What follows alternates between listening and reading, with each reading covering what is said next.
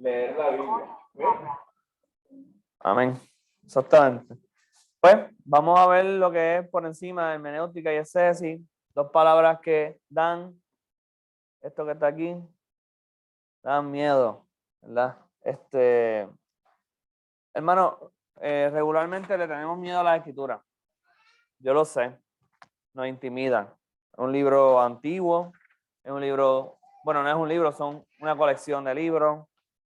Y la gente tiende a, yo me recuerdo que incluso hasta recientemente, cuando uno empieza a hacer, ¿verdad? Algún estudio bíblico o algo, una lectura, compartir algo en las redes, lo que sea, hay gente con mucho, ¿verdad? Con mucha razón, preguntándote, pero ¿cómo tú interpretas eso? ¿Cómo tú llegas ahí? Y es como, yo me sentía raro cuando me hacían esa pregunta porque yo pensaba que esto era algo normal, saber leer. Saber leer. ¿Qué interpretar? Pues, ¿cómo interpretamos? Pues yo cuando cojo un texto me hago unas preguntas clave, pero no es normal, mucho menos en el siglo que vivimos, que se enseña todo a razón y a perspectiva de mí, de yo, de lo que yo puedo adquirir de lo que leo, ¿ok? Así que vamos a hablar un poquito de eso, ¿ok? Le tenemos miedo a la Biblia, pero no se preocupen, la Biblia es la comunicación del Señor al ser humano. Y Dios, cuando se comunica al hombre, quiere que lo entiendan. En la Biblia no hay nada que no se pueda entender. ¿Que es difícil algunas cosas? Sí, pero no hay nada. La Biblia no es un libro cerrado de códigos secretos. La Biblia no es un laberinto. ¿Okay? La Biblia es Dios explicando su plan de redención, que fue lo que Samuel nos dijo cuando hablamos de la Biblia. ¿Okay? Así que lo que vamos a hacer es eso. Vamos a tratar de darles algunas herramientas.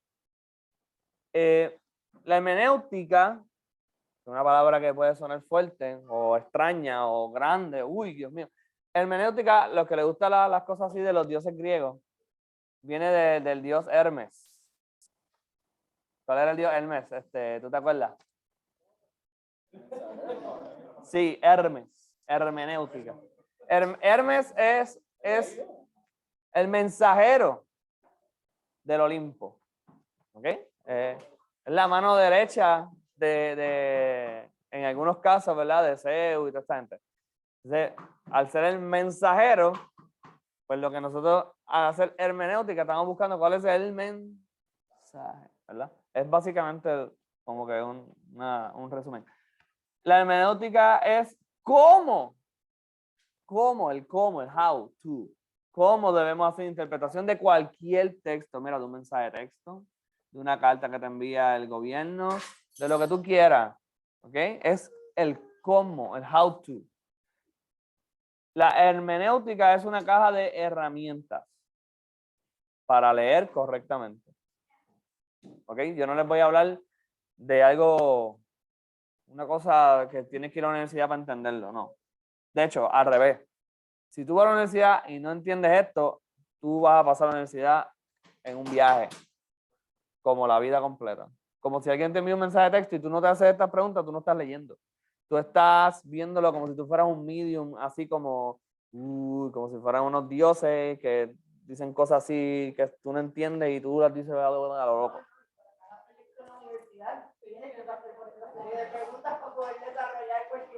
¿Verdad? Y se supone, a eso vengo. A eso vengo. Yo soy maestro y en la escuela esto no se da, pero nosotros en el reino de Dios somos luz. Si nosotros somos luz, nosotros somos los que le debemos enseñar al mundo cómo hacer las cosas. Nosotros tenemos que abrazar esto en el sentido de absorberlo y usarlo. ¿Okay? Las preguntas son básicas. ¿Qué es? ¿Cómo? ¿Cuándo? ¿Dónde? ¿Quién? ¿Por qué? Preguntas básicas, ¿verdad? Ahora, ¿exégesis qué es? Porque no voy a hablar mucho de exégesis, voy a hablar de hermenéutica, pero exégesis y hermenéutica están como abrazados y a veces los confundimos. Cuando hablamos de exégesis, vamos a hablar de extraer de un texto, pero extraer lo usamos ¿cómo? Con las herramientas de la hermenéutica que vamos a hablar hoy, que es las preguntas. Extraemos, ¿verdad?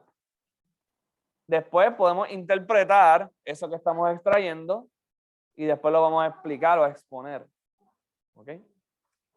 Lo vamos a aplicar también a nuestra vida. Todo eso entonces es exégesis. Pero la herramienta con la cual nosotros extraemos es lo que vamos a hablar hoy, que es hermenéutica. ¿Okay? Entonces, hay algunas aclaraciones muy importantes, porque las herramientas tienen un uso correcto. ¿Verdad, Carlos? ¿Verdad? No debemos hacer eso que está en la lámina, ¿verdad?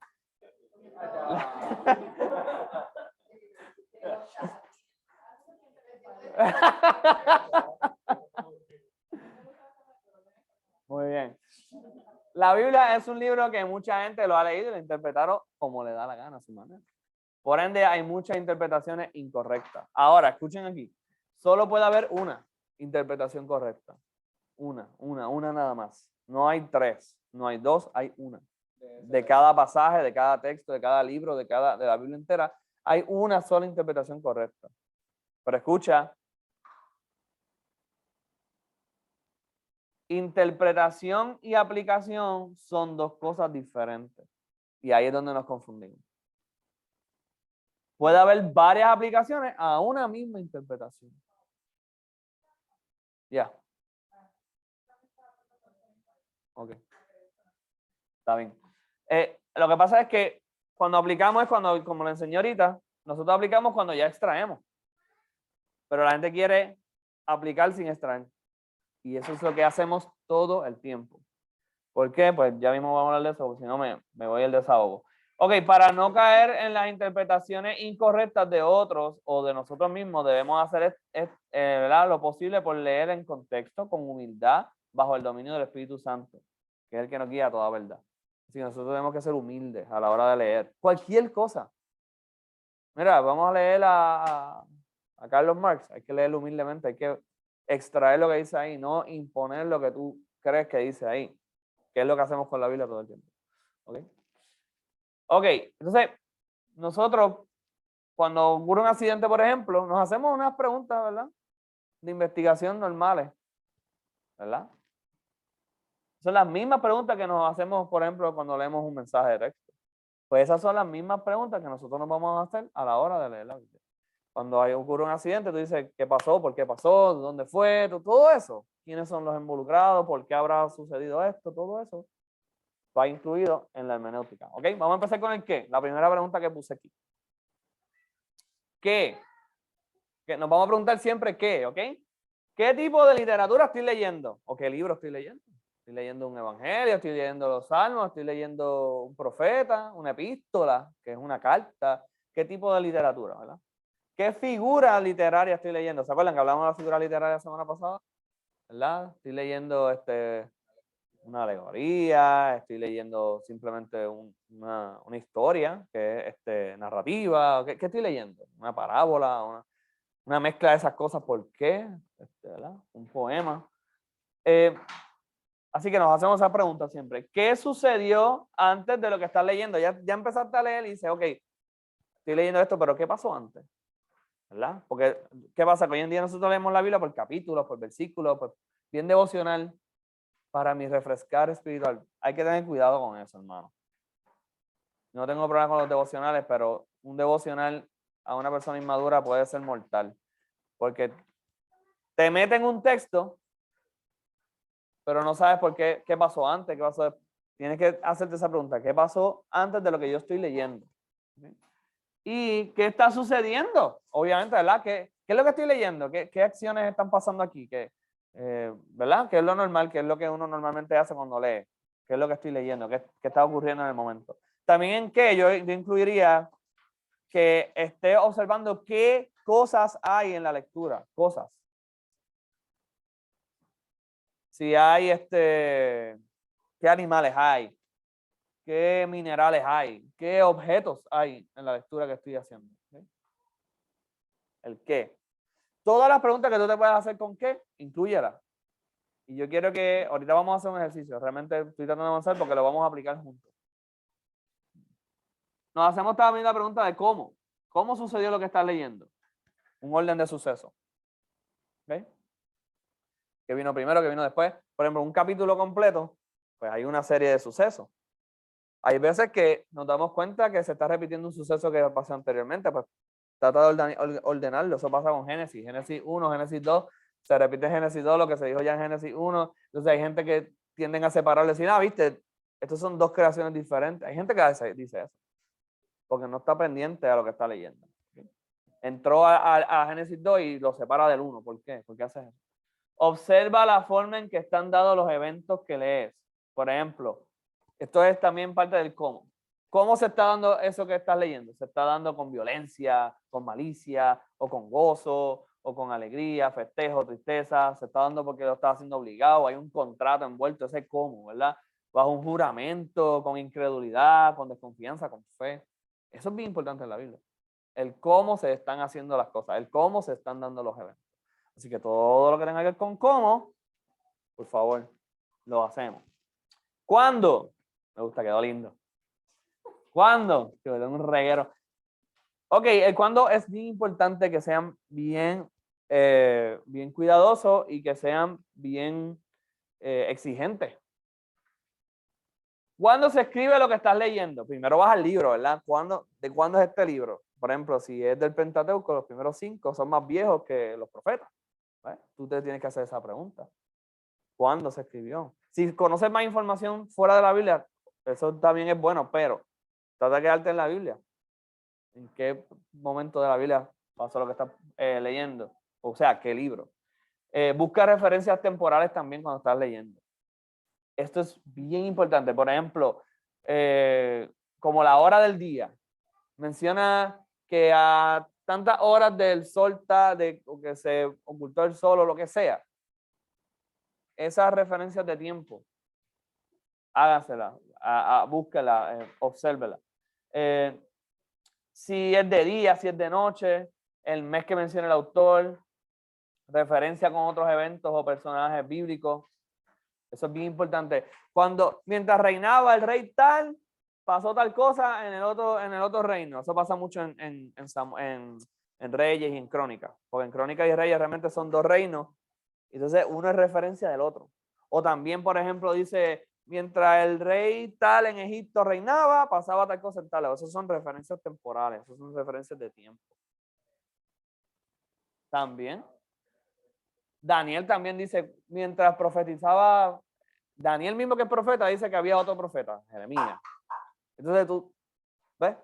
Tú vas ubicándote. En profecía, esto es sumamente importante, siempre hay que estar pendiente a los límites del tiempo. Por ejemplo, si dice pronto, pues pronto no es en 1000 años, perdónenme. Pronto no es en 7000 años, perdónenme, pronto es pronto, ¿verdad? Si dice pendiente, dice está a la mano, está cerca, pues no es que está lejos, por favor. Si dice que está cerca, Dios mío. Recuerda, también otra referencia de tiempo es que recuerdes qué sucedió antes de lo que estás leyendo. Eso también tiene que ver con lo que leímos, con lo que dijimos ahorita. Hay varias referencias de tiempo que tú puedes observar y que son importantes. El por qué, esta es más profunda. Esta puede ser, ¿verdad? Esta es la que realmente queremos saltar a esta y pensar en esto nada más. Pero esta es una de las preguntas que nos hacemos dentro de una lista de preguntas. El por qué se está dando el evento que lees, o el cántico, o el poema, o la carta. ¿Por qué Pablo le escribió a los corintios que juzgaran entre ellos y no hicieran aquello? ¿Por qué le dijo tal instrucciones de que había el orden en la reunión? ¿Qué estaba pasando? ¿Verdad? ¿Por qué?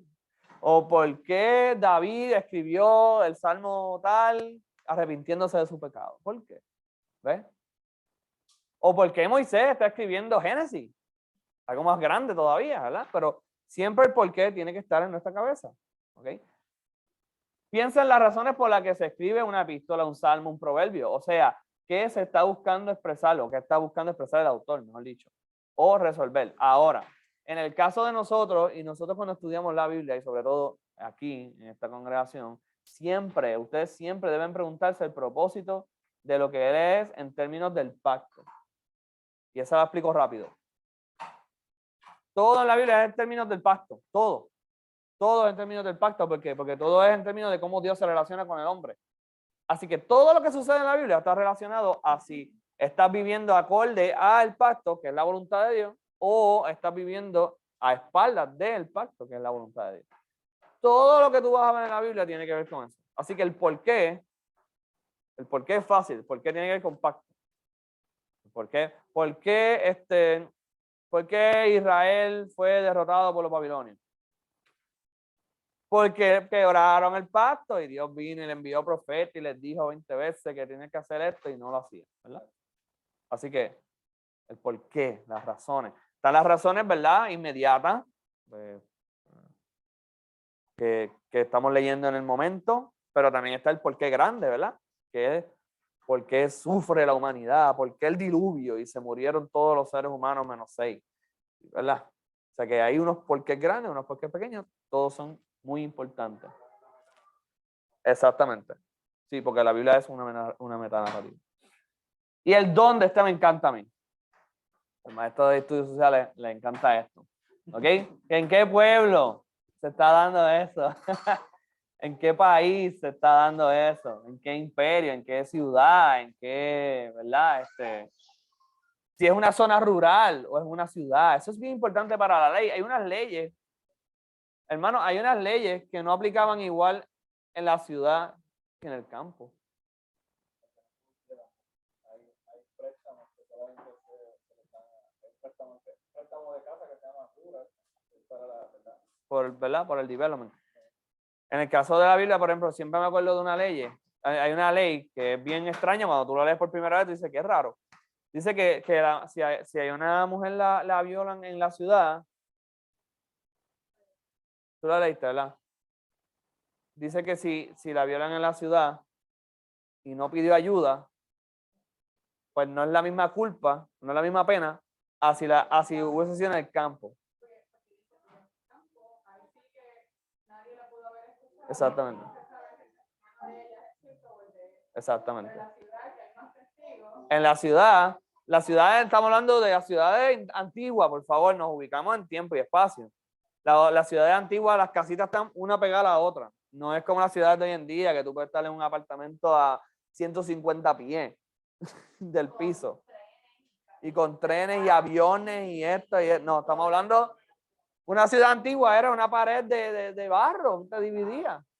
Y candado. O sea, una ciudad, tú pegabas un grito y ya el vecino te está escuchando. Entonces, pues, ¿por qué no gritó? ¿Por qué no pidió ayuda? ¿Qué pasó? Entonces ahí es diferente cómo se trabaja con ese caso, así es en el campo. En el campo no hay break. En el campo si ocurrió una acusación de violación, están liquidados. El que violó está chavado, está liquidado. Porque en el campo, ¿quién rayos te va a socorrer? ¿Verdad? Es bien diferente. En la ciudad, pues entonces hay que investigar. En el campo, interesantemente culpable, aunque... No, eso son las leyes en Éxodo. En Éxodo está eso. Puede ser.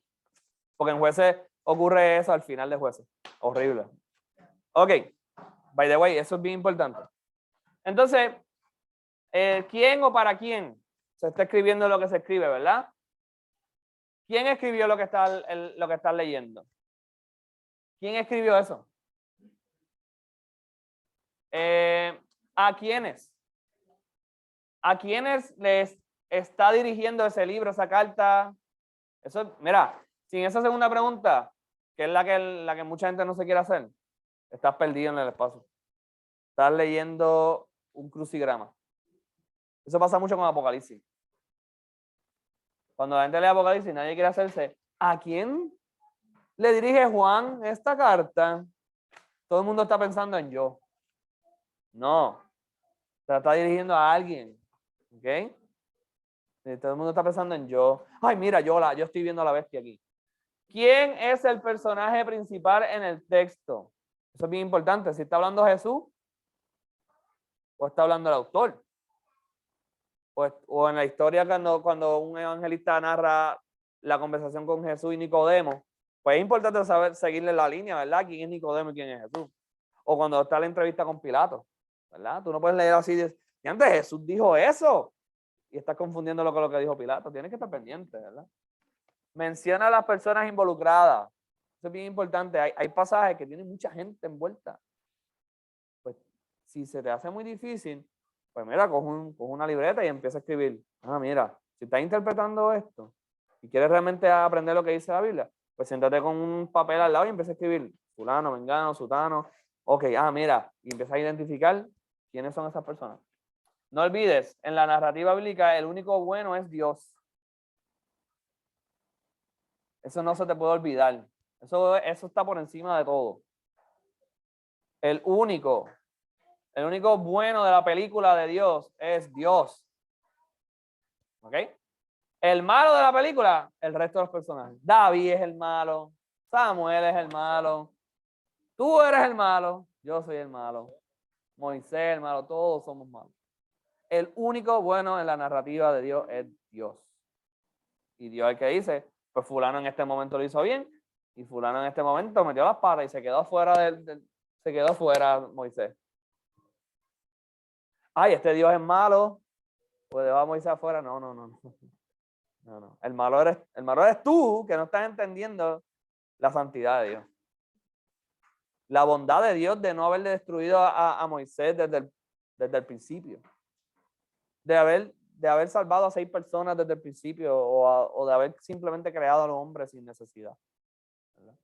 Así que el malo de la película somos nosotros y los demás. Lo que pasa es que yo lo digo porque generalmente la gente cuando lee la Biblia está buscando quién es el bueno y quién es el malo dentro de la narración. Entonces pues busca, por ejemplo, está David. Entonces pues cuando identifican que David es el bueno, piensan que David durante todo Samuel es el bueno. David hizo cosas peores que sus enemigos muchas veces. Sobre todo el último capítulo de David es un cierre, es un broche de oro espectacularmente de cómo él metió las patas.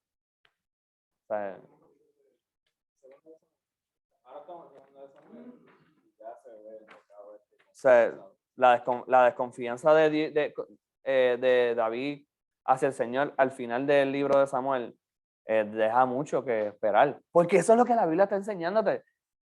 Que no puedes confiar en David. El mismo David, al principio no confiaba en el Señor. Eso como que esta semana que leyendo primera vez Samuel, no me he caído en cuenta con eso. Porque como que David estaba pasando la bien feo cuando Saúl lo estaba persiguiendo y estaba haciendo un montón de lo que era para poder sobrevivir, como que una se hizo como un loco y todo, y empezó a hacer un montón de...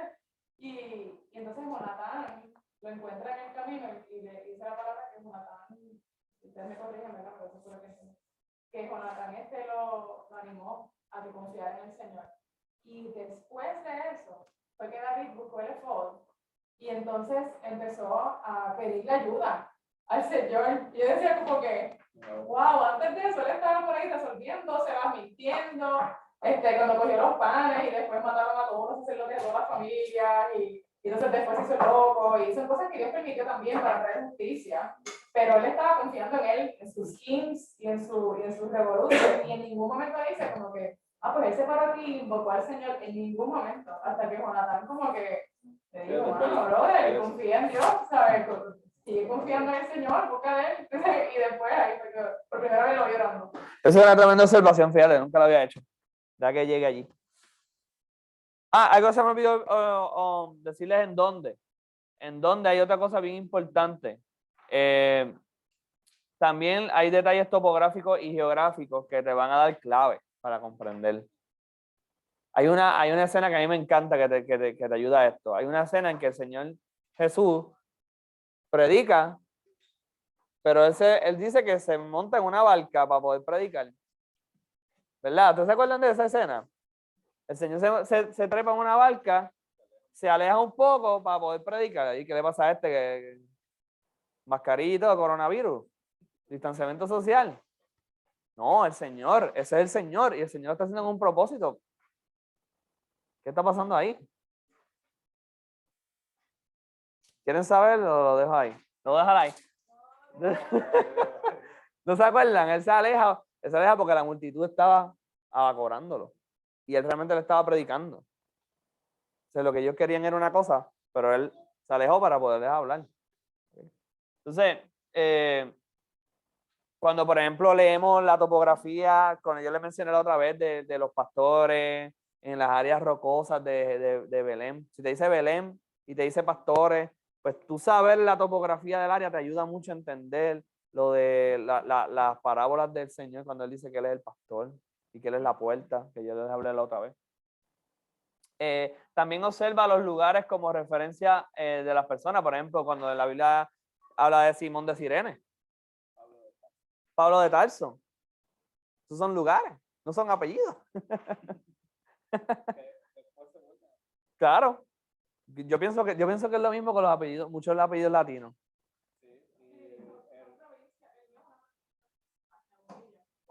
Pues,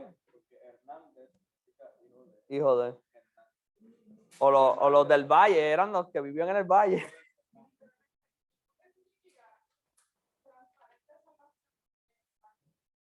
Qué brutal. Del Señor. Salvación.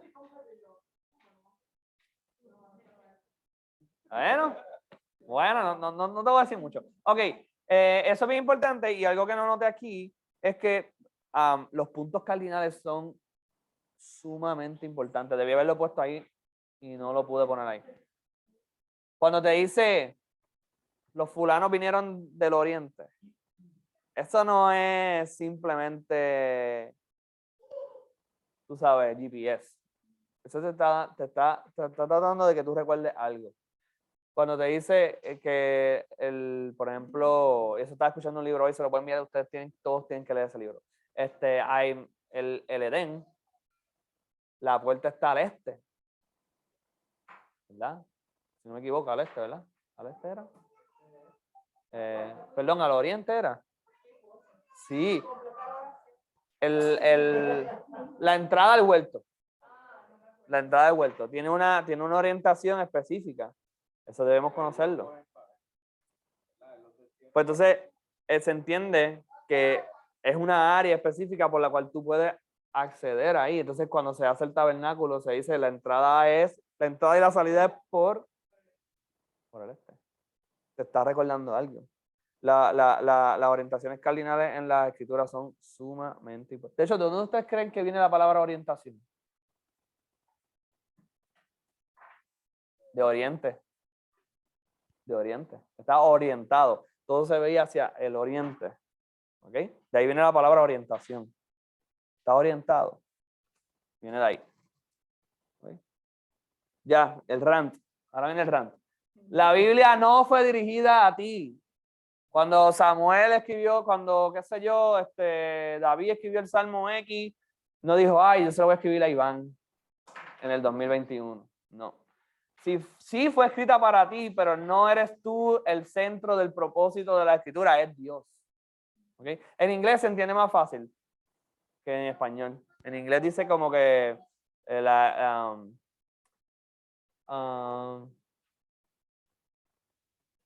se me olvidó. Anyway, es lo mismo.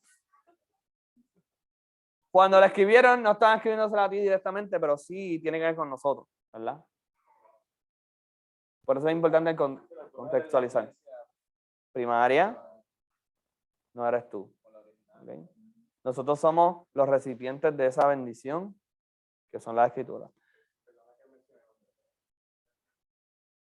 Y a rayo, yo ahí no sé, no sé. No tengo idea de qué es, ni... De verdad, honestamente no sé. Pues, solo hablamos ahorita, eso me gusta.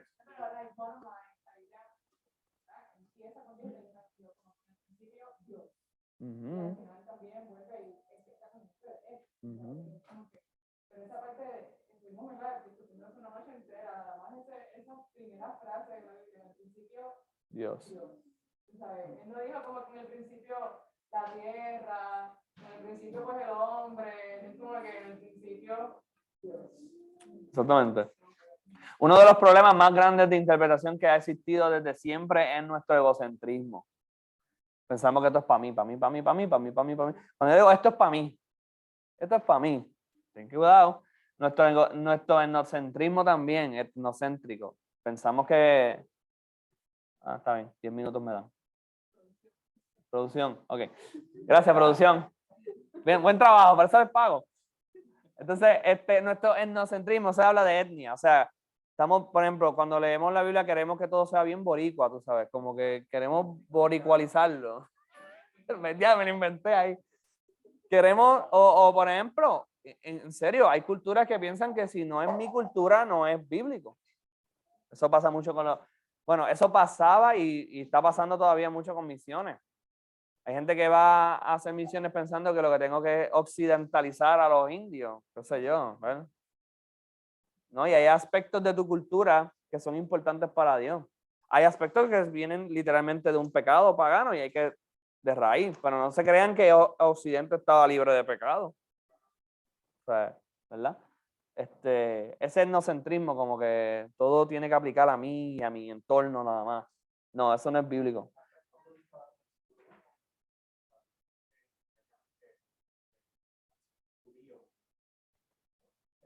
Judaizante. Judaizar. ¿Verdad? Convertirlo en judío a las malas.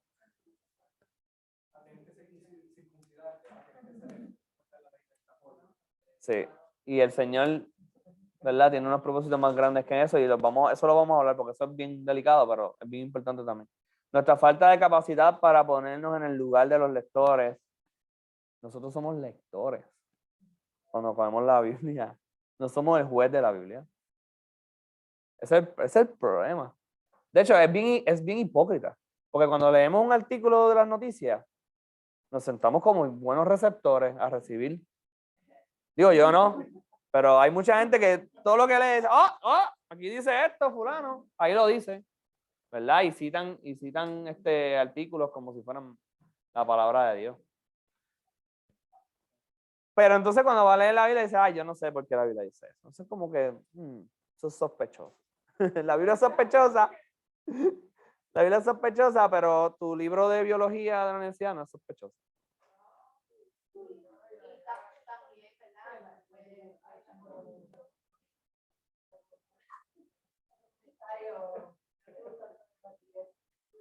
Sí.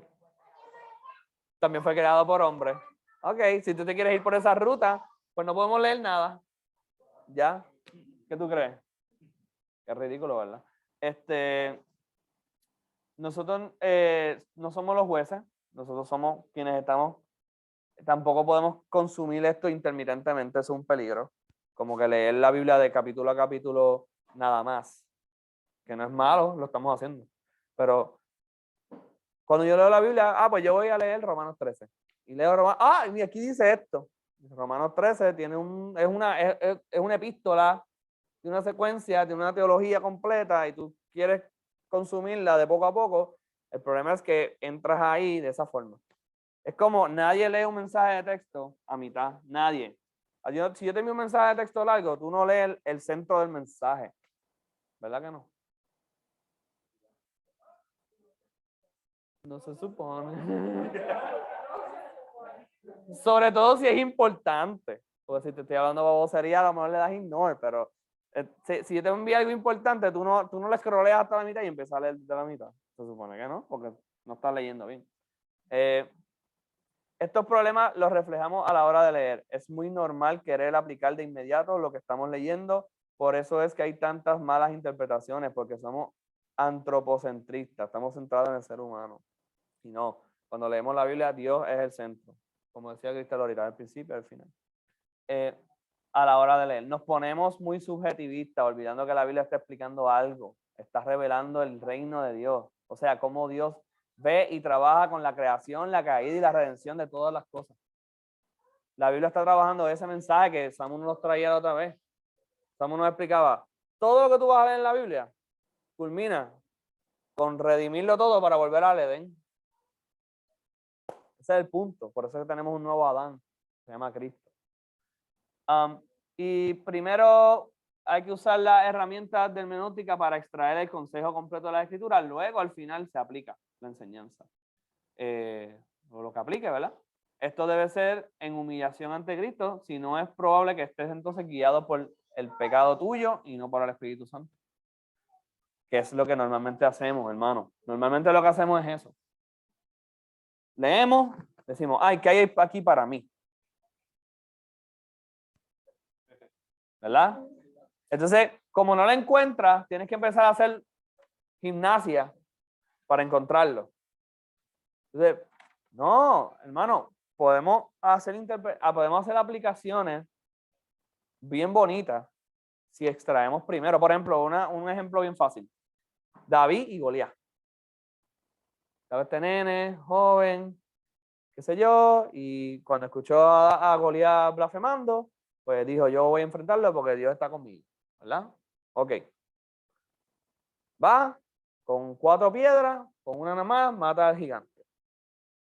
Y interpretamos, pues, ¿qué estaba pasando ahí? Bueno, pues, Saúl, el rey, bla, bla, bla, tenemos que ir ahí. Tenemos el escenario completo, qué estaba pasando con Israel, estaba en juicio. Dios lo estaba enjuiciando a través de sus vecinos, ¿verdad? Ese es el contexto, ese es el porqué.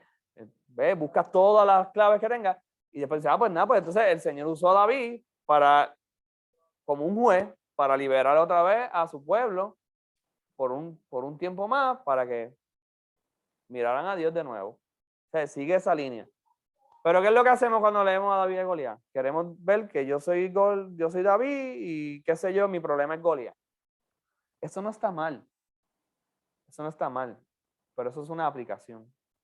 Tú no puedes hacer eso primero. Tú tienes que hacer eso al último. Tú ves si de verdad tú eres David. A lo mejor tú eres Goliat. ¿Por qué no? O a lo mejor eres hermano de David, o a lo mejor eres Saúl.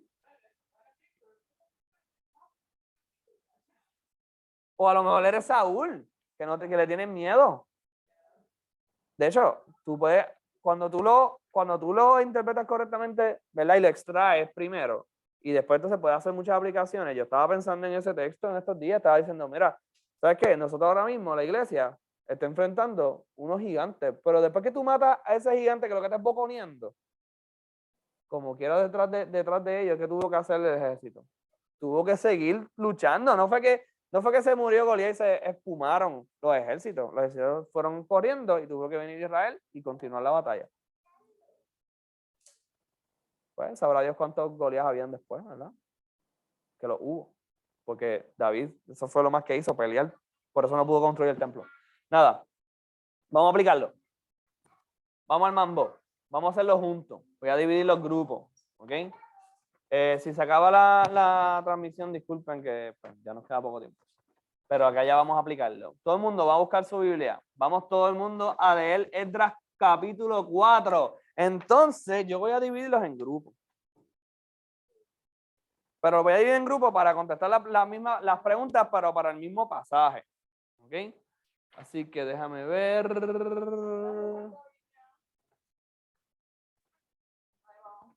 Déjame terminar la transmisión, por lo menos de acá. Ok, Dios les bendiga a los que están viendo este video.